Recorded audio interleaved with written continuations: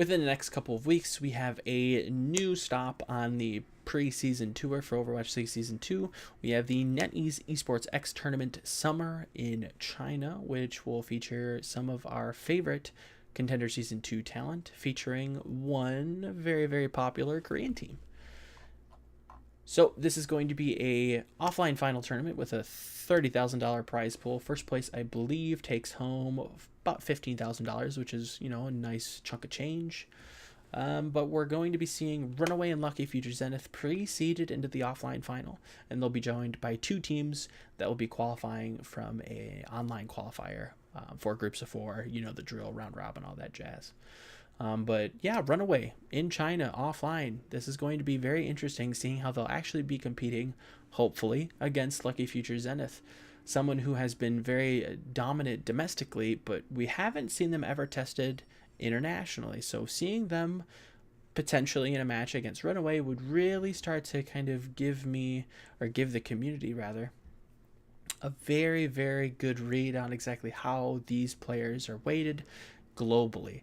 And when we see, and it has been confirmed now that we're getting 3 more additional Chinese slots coming in Overwatch League Season 2, these are players that undoubtedly are going to be and already have been scouted and have been approached, and very publicly, these teams are very, very dominant in their regions, and they're going to make great additions to rosters, either staples from Season 1 or additions in Season 2.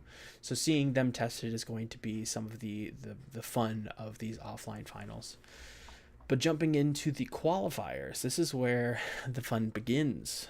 We have a ton of contenders talent, mixing it up with some of the open division, and going into Contender Season 3 for China, these open division talents are going to start popping up more and more, and we're going to have to kind of learn about them sooner or later, and this gives us a great metric to kind of get a beat on them early leading into Contender Season 3. But I digress. Let us jump into group number A.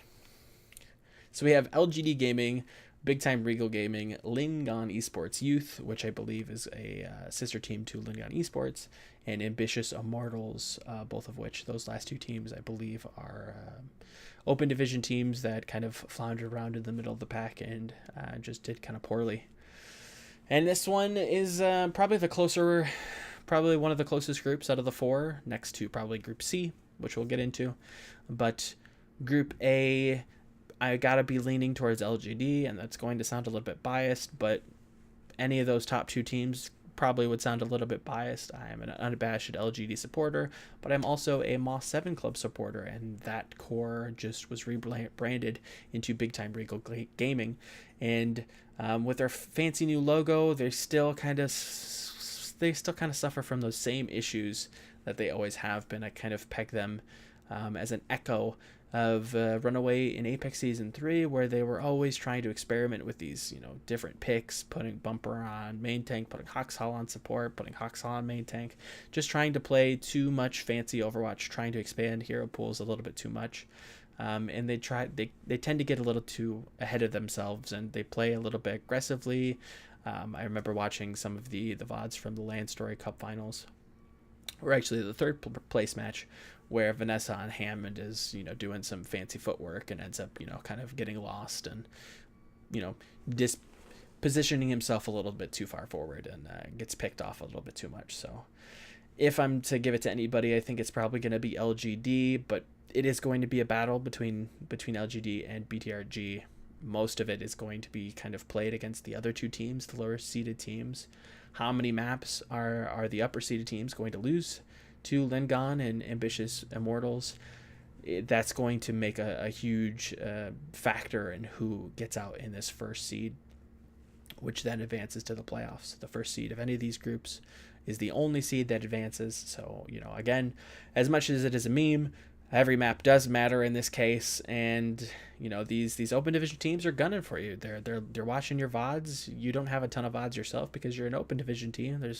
They're kind of hard to come by, whereas a team like LGD or Moss 7 Club or BTRG, however you want to call them, they've been playing in Contenders. It's very, out there in the open. So, there could be some potential pocket strategies, let's say, that these open division teams come out with. So Group A, gotta say it's probably LGD Gaming coming out in the first seed by a small margin, I'd say. In Group B, we have T1W Esports Club, Hero Taciturn Panther, a very fun, slow comp team coming out of Contenders, a team called Laboratory, who I believe is fairly new, and a team called Fiat Lux, who has a very interesting story, and I think we'll be seeing a lot of them coming into Contender Season 3. Now, Fiat Lux won Open Division Season 1 and went into Trials without a map dropped. They won Open Division without losing a map, which was, pretty strong.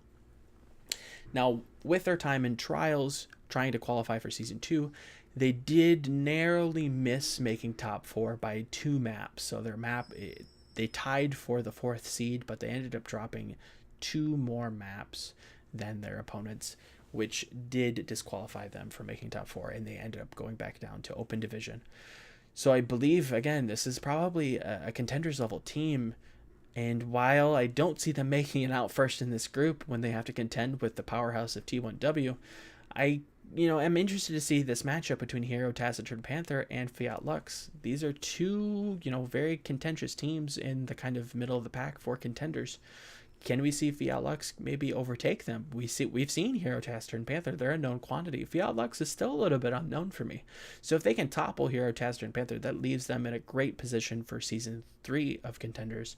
And hopefully they can just coast through Open Division and into Trials just like they did last year. So that's the kind of narrative I'm focusing on there, because I would be shocked to see anybody but T1W make it out of this group. T1W, probably I'll go out there and say it, they're the best full Chinese roster that we've got right now, and it'll be a darn shame to see them not in Overwatch League. So get on it, boys.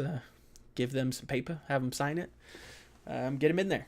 They're very, very talented. I believe Crystal's on the World Cup team that we'll be seeing in Bangkok in a few days. So that'll be very, very fun and very interesting. T1W out of Group B, easily, no sweat. Group C, we've got Flag Gaming, Lucky Future, Young Kaiser Gaming Red, and a 666 Legend. This one, after recording this video a few times, I keep hemming and hawing on this one because I want to say it's a little bit closer than what people are expecting. But every time I talk about Lucky Future and having Yarg out of this team, they are incredibly deflated, and I can't imagine that these lower seeded teams are going to give Flag Gaming too much trouble. 666 Legend, I believe Flag Gaming drop a map to them once in Group A in Contender Season 2, but for the most part, I think that Flag Gaming is probably going to take this group pretty simply. Their backline is are somewhat kind of slept on. I believe that they're incredibly popular in China, and they're actually quite talented. We don't really talk about them enough. We kind of harp on the DPS and Jason being added mid-season, but for the most part, Flag Gaming is still really strong. Again, it's kind of an inside joke behind the scenes, but this is formerly Team Scotty's Gift, who did make playoffs in Season 1, so they didn't look great in Season 2 because they were paired up against some of the best teams possible, but you put them in Group B, and I still think they mix it up very well in that kind of group of death. So Group C, I think it is probably going to be Flag Gaming, and if by chance Lucky Future either gets Yarg back or just happens to sign more players, or they just play really well, again, it's a Group A scenario. It's going to be every map matters. They can't really drop too many maps to a team like 666 Legend or Young Kaiser Gaming Red. If they do, it's going to really kind of hinder them in their race against Flag Gaming. So again, if I'm to put my vote on the ballot, it's probably Flag Gaming out of Group C for me. Last but not least, we have Group D, which is going to be Lingon Esports, Team CC, PoE, and a team called Like This Player. Again, we've got some open division talent, which is an unknown quantity, but I'm hoping to see good things from them. If not, making some upsets, maybe taking a map here and there, and hopefully revisiting them in Contender Season 3, which I would love. Hopefully we'll be doing the English broadcast for that, which I have no information on as of yet, but hopefully we'll be doing that again, because it was a blast over at Broadcast GG. But this one, again, is kind of a wash for me. I have never really been that big on Team CC. They still struggled against PTRG in the Land Story Cup finals, or actually in the third, fourth place match. I think it went all 5 games, and they've just really never stuck to me. It's either the tanks are playing too far forward, or they're playing too rigid and too stubborn, and only putting Yakumo on Brigitte, and it's just not. They just always seem to have something going wrong for them, and it's if it's not the ultimates, it's the positioning. If it's not the positioning, it's the team compositions. And then they're playing against kind of the second seed of my power rankings in China right now.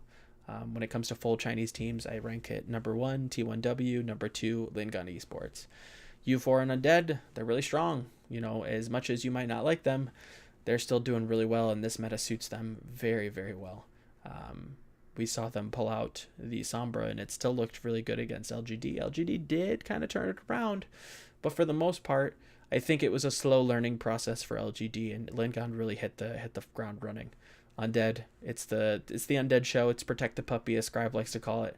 So if they can pocket him as much as they can, they're going to do incredibly well in this qualifier, and maybe even meet T1W, Lucky Future Zenith, and run away in that offline final. So we'll have to see. But this has been your primer for the NetEase Esports X Tournament Summer Qualifiers.